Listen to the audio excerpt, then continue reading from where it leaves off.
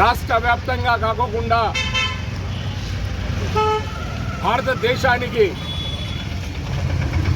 స్వతంత్రం కోసం పోరాడిన అమరవీరులలో భారతదేశ దాస్య సుంకాలను ఆంగ్లేయుల పరిపాలన నుంచి విముక్తి చేయుట కొరకు ప్రాణాలు అసువులు బాసినటువంటి అమరవీరులైనటువంటి బిస్మిల్లా అష్ఫాకుల్లా ఖాన్ మరియు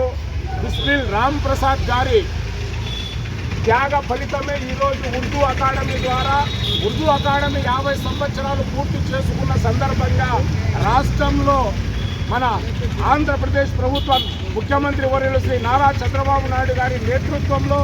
ఇక్కడ కూటమి నాయకులతో పాటు ఈ ఆంధ్రప్రదేశ్ రాష్ట్రంలో ఉర్దూ అకాడమీ 50 సంవత్సరాలు పూర్తయిన సందర్భంగా ఈ కార్యక్రమాన్ని ఉర్దూ మహోత్సవ్ ఉర్దూ సురూరే మహోత్సవ్ అనే కార్యక్రమాన్ని రాష్ట్ర వ్యాప్తంగా ఏర్పాటు చేసిన సందర్భంగా కదిరి పట్టణంలో ఈరోజు ఉర్దూ అకాడమీ ద్వారా ఈ కార్యక్రమాన్ని కూటమి నాయకులందరి ద్వారా ఈ కార్యక్రమాన్ని అమరవీరులైనటువంటి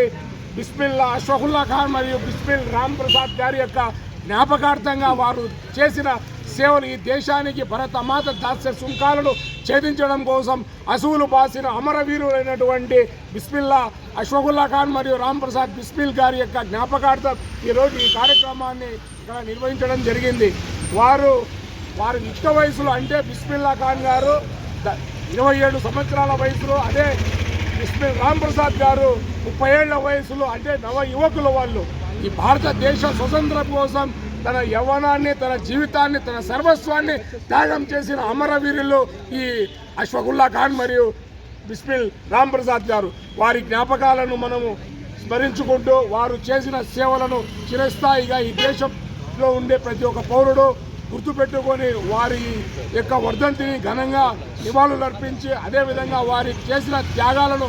భావితరాలకు మనం తెలియజేసి రానున్న రోజుల్లో భారతదేశ సంయుక్త కోసం మరియు భారతదేశం యొక్క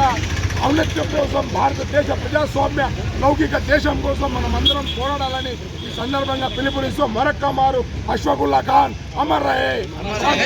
రామ్ ప్రసాద్ అమర్ రహే. జై హింద్, జై బాబు, జై కందికుంట.